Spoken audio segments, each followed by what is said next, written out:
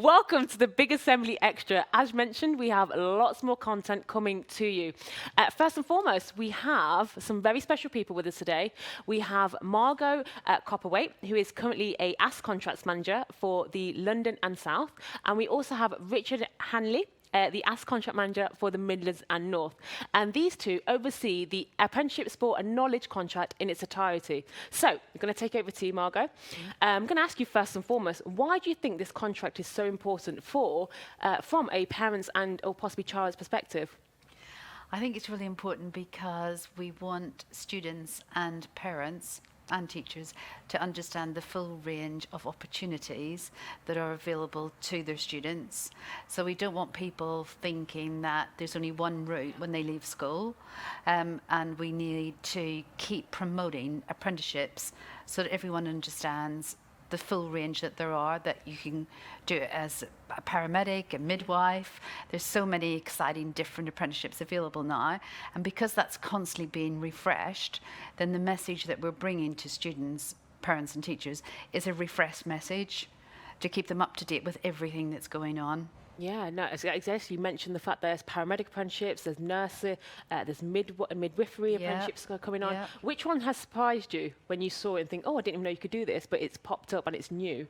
Probably something like the midwifery one. I think in my mind you thought that was definitely a university pathway, a degree, and that was the end of it.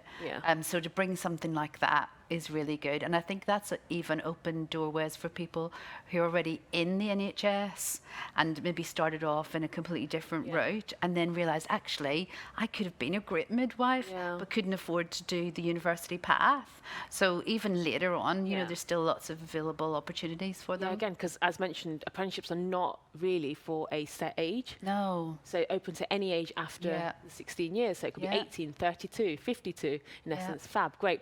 So I'm going to move over to Richard. Same question. Why do you think, okay, as a contracts manager, why do you think the ASCA program is still so important and vital? So it helps the schools to hit their Gatsby benchmarks and achieve the Baker clause around giving impartial information, advice and guidance to their students. It also helps the students to see the sort of bigger picture and the options that are available there for them. We're not there to push them down the apprenticeship route, but to give them advice about the different routes that there are available. And what we tend to see is that students and parents are really aware of the college and university route.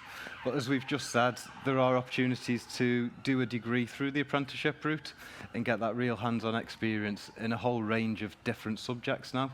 Yeah, brilliant. Fab. Now, we had a little chat off camera, and I've been made aware that Richard is actually on an apprenticeship himself, which again was really insightful for me, but he's not just done one apprenticeship, he's actually done 3. So, Richard, do you want to tell me a little bit more information about that? Yeah, I can do. So I'm actually doing my 3rd apprenticeship. So I started doing an apprenticeship when I was 18, after I left college.